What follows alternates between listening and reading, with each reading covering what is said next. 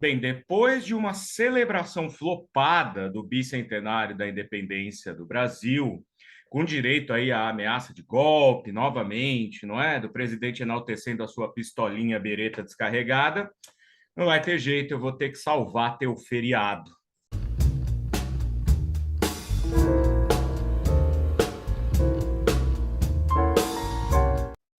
Olá, gente, tudo bem com vocês? Meu nome é Doni Correia, seja muito bem-vindo, muito bem-vinda ao Doni Correia, uma teia de ideias.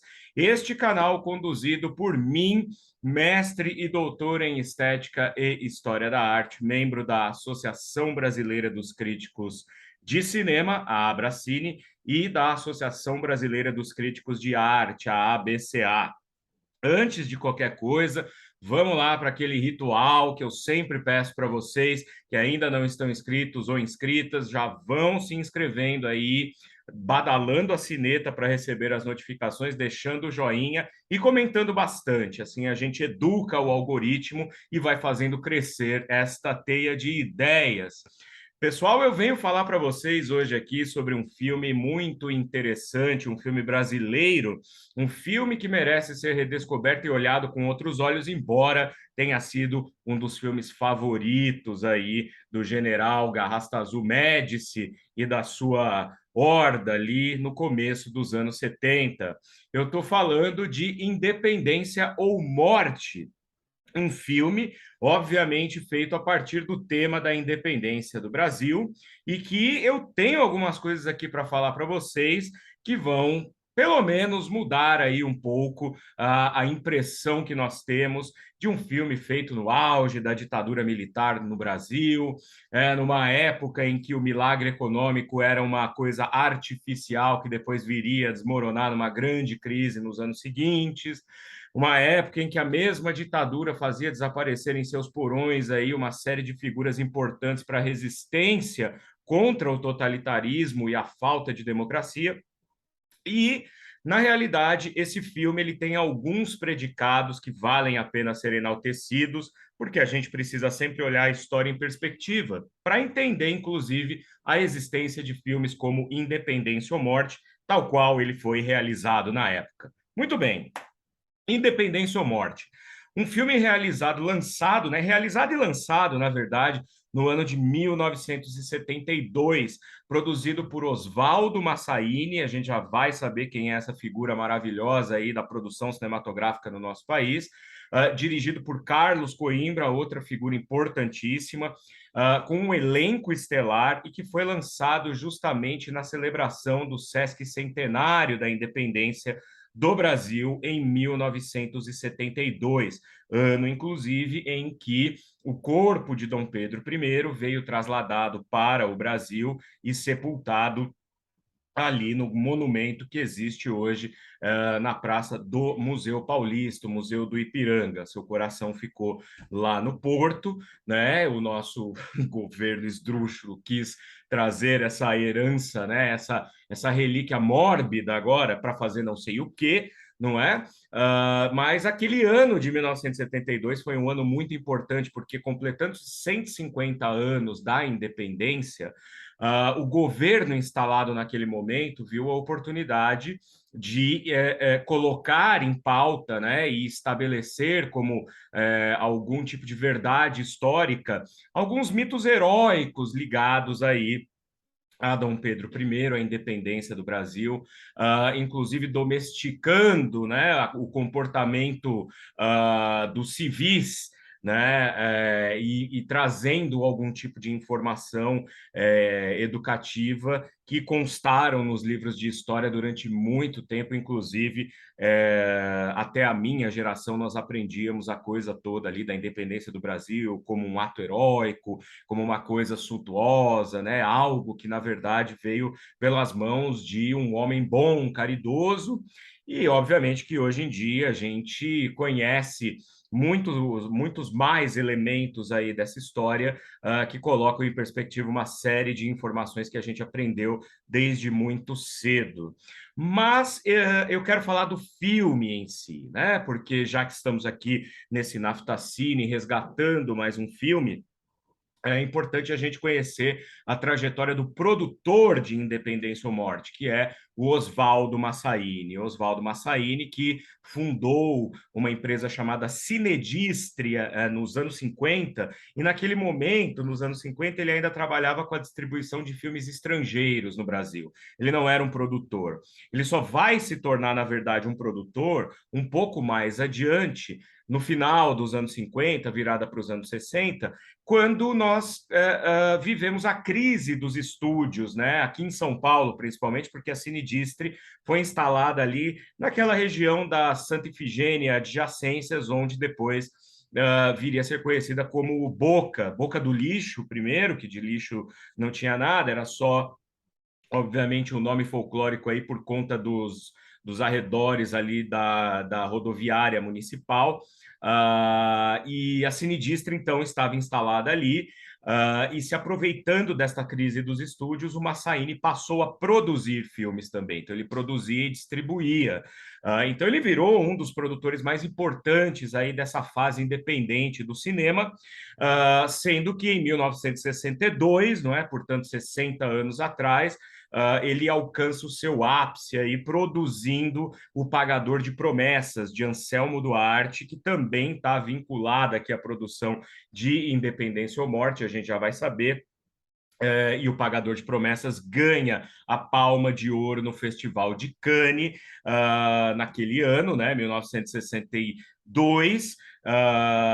E aí a gente tem um crescimento, né, da importância do Massaini, que vai fazer com que ele se torne um produtor assim de grandes obras, principalmente do ciclo do cangaço, né, os filmes de cangaceiro que foram feitos em São Paulo ali no começo dos anos 60, de onde também vem o Carlos Coimbra, que é diretor de Independência ou Morte. Carlos Coimbra, que já era diretor e um montador, né? Ele era um montador assim de primeira categoria, montou o Pagador de Promessas.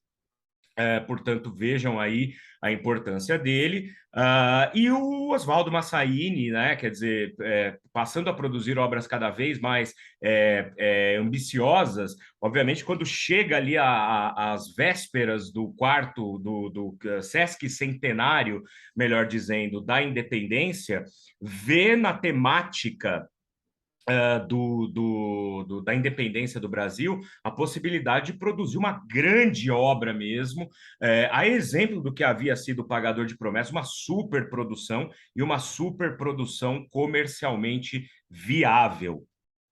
Agora, é importante dizer que o tema da independência do Brasil, né, o 7 de setembro, não era ali em 1972, algo exatamente inédito na cinematografia brasileira. Nós temos, por exemplo, de 1917, O Grito do Ipiranga, que foi dirigido aqui, ó, pelo Giorgio Lambertini, então um cineasta como muitos pioneiros que vinham da Itália, e de outros países europeus, tentar a sorte aqui no Brasil. Giorgio Lambertini, ele é um desses pioneiros do cinema que realizou O Grito do Ipiranga, também conhecido como Independência ou Morte, que é O Grito, né? Só que ele deve ter empregado a família dele inteira para os papéis principais, porque aqui nós temos Aquiles Lambertini, Vitória Lambertini e Luísa Lambertini no elenco principal. Esse é um caso daqueles filmes que ou se perderam para sempre ou ainda não foram reencontrados, mas não há registros desse filme nesse momento disponível para ser assistido, não é? Por outro lado, também no filme São Paulo, Sinfonia da Metrópole, esse sim dá para ser assistido, tem uma cena lá que, para enaltecer a importância da cidade de São Paulo, reconstitui aquele quadro famoso do Pedro Américo, né? O Grito da Independência, né? Ou Independência ou Morte, também como é conhecido no mais das vezes. Há uma reconstituição cinematográfica desse quadro do Pedro Américo. Agora, um filme, de fato, sobre o contexto da independência brasileira ainda não tinha sido realizado. Nós tínhamos, obviamente, outros filmes históricos aí baseados em datas importantes. Tem o Descobrimento do Brasil, do Humberto Mauro, não é? Mas era inédito. Então, o Massaini via naquele, o Oswaldo Massaini, né, via nesse tema a oportunidade, porque a efeméride também era importante naquele momento, como eu já falei, Então, ele não poupa esforços e não poupa investimentos para poder realizar esse filme, inclusive contando com créditos aí que vinham de instâncias do governo, mas, claro, uma produção da Cinedistre. Desta vez ele vai se aliar com o filho dele, Aníbal Massaíni Neto, está aí ainda vivo produzindo. Hoje não se chama mais Cinedistre, mas Cinearte, né? E o Massaíni Neto é que toca as coisas por lá. E vai também se associar ao próprio Anselmo Duarte, né? A quem ele tinha produzido em O Pagador de Promessas. O Anselmo Duarte ganhou a Palma de Ouro, provou-se um diretor bastante competente e era um ótimo roteirista também, porque desde quando ele era o galã dos filmes da Atlântida e da Vera Cruz, o Anselmo Duarte também dava pitacos e salvava aí os roteiros, né? Colocava algumas doses ali daquilo que ele sentia que faltava para o filme ficar um pouco mais interessante ao gosto do público, e é ele também creditado aqui como um dos roteiristas, junto com Dionísio Azevedo. Olha isso, faz o padre no Pagador de Promessas, mas também tem uma série de outros filmes aí na sua carreira, não é? O próprio Carlos Coimbra, né, que dirigiria e também montaria esse filme. Lauro César Muniz, veja só, que já era uma figura ali envolvida com aquele núcleo do cinema brasileiro, da Cinedistre, trabalharia depois com o Anselmo Duarte no Crime do Zé Bigorna, cuja história depois se tornaria O Salvador da Pátria, novela que ele escreveu para Rede Globo, não é? E o Abílio Pereira de Almeida, poxa vida, né? Vinha lá do TBC, Teatro Brasileiro de Comédia, passou pela Vera Cruz, escreveu roteiros maravilhosos, dirigiu muitos filmes interessantes, descobriu Mazzaropi para o cinema, né? Ele que traz o Mazzaropi do rádio e dos circos para o cinema lá nos anos 50, Abílio Pereira de Almeida. E o elenco estelar, né? De cara já selecionaram aí Tarcísio Meira para fazer o papel de Dom Pedro I. É, o Tarcísio Meira já vinha de uma carreira ascendente no cinema, com os filmes que realizava nos anos 60 e na TV também. E em 1970 ele fica assim muito conhecido nacionalmente com a novela Irmãos Coragem. Então ele estava no auge, né, da fama dele e tinha também um tipo físico muito adequado ao retrato de Dom Pedro I, se bem que Tarcísio Meira é muito mais bonito, né? Muito mais talhado para um papel cinematográfico, né? Ao lado dele, fazendo o papel da Marquesa de Santos, nós temos a Glória Menezes, esposa dele na vida real. No começo foi até um pouco de debate ali, motivo de debate, vamos colocar o casal ali fazendo o imperador e sua amante, né? Não sua esposa, mas o produtor e toda a equipe ali, eles acabaram cedendo porque Glória Menezes também já despontava como um grande talento, havia estado em O Pagador de Promessas, ganhou muitos elogios pelo papel que desempenhou e construiu uma carreira nos anos seguintes que permitiu a ela assumir esse papel também no auge da sua trajetória e profissional, inclusive na TV. Nós temos Dionísio Azevedo também fazendo ali às vezes, né, no elenco. Nós temos o Rubens Evaldo Filho, veja só, né, bem jovenzinho, se tornaria o grande crítico brasileiro aí, e também roteirista, né? Também teledramaturgo, né? Na medida em que adaptou Éramos Seis, depois no final dos anos 70 para a TV, e inclusive a adaptação dele serviu para o remake feito pelo SBT nos anos 90. Kate Hansen, que faz a Imperatriz Leopoldina, Kate Hansen lindíssima, uma grande estrela daquele núcleo do cinema produzido na Boca naquele momento, né? Ali recentemente havia participado do filme As Deusas, do Walter Hugo Cury, é importante dizer. E aí vem Emiliano Queiroz fazendo o papel do Chalaça. O Chalaça era meio que o alcoviteiro, né? O amigo boêmio e fanfarrão de Dom Pedro I, como se ele já não fosse fanfarrão o suficiente, né? E aí nós temos dois papéis importantes, o próprio Anselmo Duarte, três, né? O próprio Anselmo Duarte fazendo o papel de Gonçalves Ledo, né? Um dos maçons aí que tem importância em toda a negociata pela independência do Brasil. E aí nós temos o casal, né? Heloísa Helena fazendo papel de Carlota Joaquina, perfeita como Carlota Joaquina, inclusive uma Carlota Joaquina até mais verossímil e até mais imaginável, assim, fora das telas, né, do que a própria Carlota Joaquina, da Marieta Severo, que ela faria depois nos anos 90, né? E o Manuel da Nóbrega, fazendo papel de Dom João VI. Veja só, Manuel da Nóbrega, que era conhecido por trabalhar com comédia, criou a Praça da Alegria, que depois se tornaria a Praça é Nossa, que está aí na TV até hoje, comandado pelo seu filho e pelo seu neto, né? O Carlos Alberto de Nóbrega, e o seu filho na direção aí do programa. Então, veja a longevidade. E Francisco de Franco também, se a gente quiser falar, que faria depois o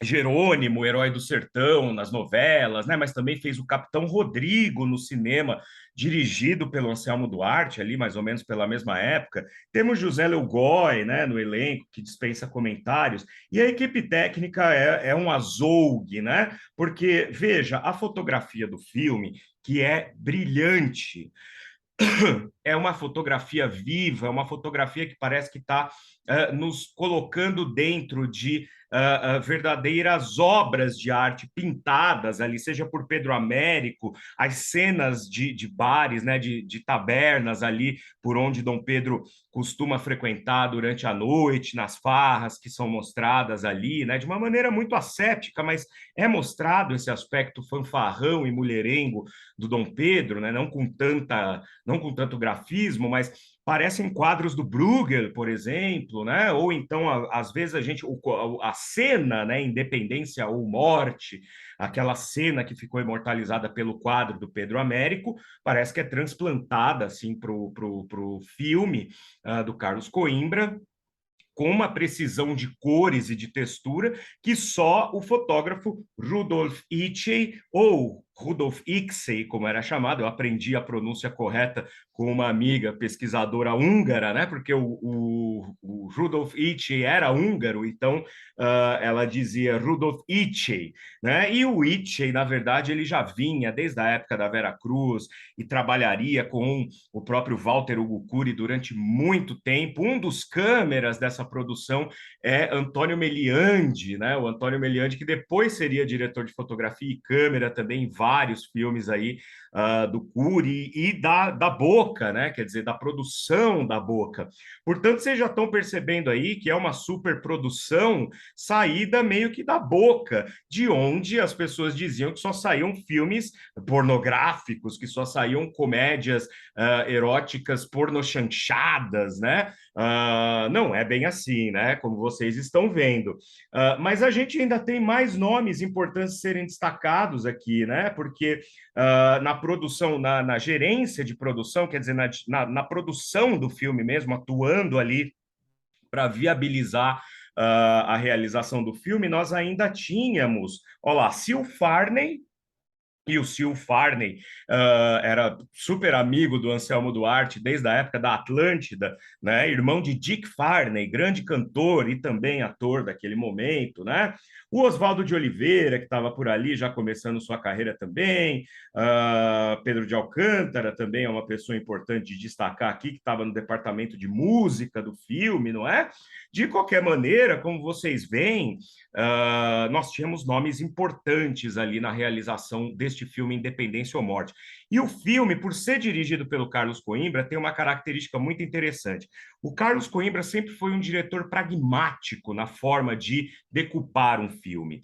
Ele não ficava muito querendo brincar com o movimento de câmera, com angulações, com texturas. Não, nada disso. Ele era pragmático, ele tinha uma ideia de cinema que era assim bastante acadêmica, mas não era retrógrada. Então o filme a todo momento nos coloca aí frente a várias cenas importantes do período que compreende a meninice até a idade adulta do Dom Pedro I. O menino, aliás, o Dom Pedro criança, é interpretado pelo Tarcísio Filho, pequenininho ali, né? Quer dizer, filho do casal Glória Menezes e Tarcísio Meira. Depois, o Tarcísio Meira encarnando aí o Dom Pedro adulto, e aí a história vai contar como ele era um rapaz ao mesmo tempo intempestivo, mas também muito terno, muito amado pelas pessoas. Onde ele chega, ele vai conquistando o povo e os políticos e os militares, né? Ele é sempre muito bem cercado assim de pessoas que gostam muito dele, que admiram muito ele. É quase um Tony Stark, né? Do Império Brasileiro. E a história vai girar justamente, vai começar naquele momento em que o reinado de Dom João VI está em decadência por conta de várias revoltas ali que deixam profundamente desgostosos com a situação. A Carlota Joaquina pressionando ali o seu esposo, o Dom João VI, a voltar para Portugal, porque ali já nasce, né, a ideia de que Carlota, a ideia no cinema, claro, de que Carlota teria dito que desta terra não vou levar nem o pó, porque eu vou jogar o sapato fora, vou descalço, embora já está ali.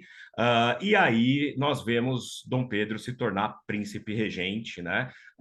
E toda a articulação que é feita a partir de então para que o Brasil voltasse a ser uma colônia de Portugal, e esse embate que vai resultar na ruptura, no grito do Ipiranga, independência ou morte, que no quadro do Pedro Américo, no filme São Paulo, Sinfonia da Metrópole, aqui no filme do Carlos Coimbra, é aquela cena heróica que a gente sabe que, na verdade, Dom Pedro estava um pouco aí debilitado de suas funções intestinais, voltando de Santos, montado num burrinho, quando recebe as cartas de que Portugal exige que o Brasil seja reintegrado como uma colônia, e aí ele resolve romper de vez, né? Então a história gira totalmente em torno dos fatos que nós aprendemos nos livros desde quando nós éramos criança, em que tudo, na verdade, era em prol do povo, em prol do Brasil, que nós tínhamos um grande herói. E quando hoje nós sabemos que Dom Pedro era ao mesmo tempo assim, ele tinha um pé no absolutismo, porque outorgou uma constituição que, na verdade, não teve a participação nem das elites nem do povo, né? Ele rasgou a constituição proposta e impôs uma constituição feita ali, talhada para os seus interesses, ao mesmo tempo que era um homem que tinha grandes atitudes com relação às reformas, com relação à ideia de nação, né? A ideia de transformar o Brasil numa nação independente, forte de fato, né? Infelizmente, 200 anos depois, não é? O Brasil está aí hoje, 7 de setembro de 2022, cada vez mais dependente e jogado às traças e desacreditado no cenário mundial e internamente também. Por isso que eu digo que é interessante a gente olhar para esse tipo de filme com essa divisão da nossa percepção histórica, porque o Brasil é rico em personagens e muito pobre na mitologização desses personagens perante o seu público, sobretudo no cinema. Na TV a gente até tem novelas especiais, no teatro muito menos também a gente tem representações muito voltadas assim para mitologia, para essa mitologia histórica mesmo, a formação histórica de um país. E um filme como Independência ou Morte é muito importante para a gente compreender a cabeça, né, das instituições naquele momento, em 1972. O filme, quando foi apresentado em Brasília para o presidente Emílio Garrastazu Médici, talvez o pior que nós já tivemos, assim, não, hoje em dia não é mais o pior, mas um dia já foi um dos piores, né? Presidentes assim que o Brasil já teve, né, que empurrou goela abaixo o tricampeonato, né, que depois no Sesc Centenário também fez uma outra mini Copa do Mundo aí que o Brasil ganhou de 1-0 aos 45 minutos de Portugal. né? E ele amou o filme, ele amou, prometeu que mandaria por decreto que a censura naquele momento, a censura era legítima, tá? Desde o ato institucional número 5 em 68, a censura fazia parte do arroz com feijão ali do dia a dia, né? Tudo passava pela censura. Ele exigiria que a censura baixasse de 10 anos para censura livre, obviamente aumentando aí o público do filme e também incentivando que as pessoas fossem às salas assistir Independência ou Morte, que fez quase 3 milhões de espectadores naquele momento. Não seria, claro, passaria longe de ser a maior bilheteria da década de 1970, mas é um número significativo e expressivo. Longe de ser um filme doutrinário e um filme piegas, né, sobre um fato histórico que a gente imagina, um filme sobre a independência do Brasil feito durante a ditadura militar, só pode ser, né, horroroso. Não é, porque o filme ainda contou com uma boa assessoria pedagógica, histórica aí para que o seu roteiro fosse construído, de maneira que a gente tem, por exemplo, diálogos que eles são históricos, informativos, parece de fato assim que nós reconhecemos, né, o didatismo no diálogo, mas não fica aquela coisa piegas, aquela coisa forçada, né, aquela coisa que quer mais dar aula para você do que informar alguma coisa sobre os personagens envolvidos. Como eu já falei, a bela fotografia, a caracterização excelente, a caracterização histórica, não foi medido aí esforço algum para poder trazer de fato o espírito de 1821, 22, 23, período em que o filme compreende ali, né, engloba, também sem ser algo forçado. Nós sabemos que nos anos 70 nós ainda teríamos filmes históricos que são muito mais inferiores em termos de direção de arte, roteiro e tudo. Basta a gente dar uma olhada, por exemplo, para o Caçador de Esmeraldas, né, que é a história do Fernão Dias Pais, isso só para citar né, que também foi feito em São Paulo. No Rio de Janeiro, nós tínhamos uma produção de filmes históricos também bastante importante. Então, se vocês querem salvar aí, pelo menos, né, o feriado de vocês, ainda dá tempo de assistir a Independência ou Morte, filme que era exibido, talvez no SBT, se não me engano, durante toda a década de 80. Eu me lembro de todo ano, desde que eu tinha, sei lá, 5, 6 anos que eu me entendo por gente, eu via esse filme na TV, né? E depois também era exibido na TV Cultura, já nos anos 90, porque normalmente passava no Cine Brasil, né?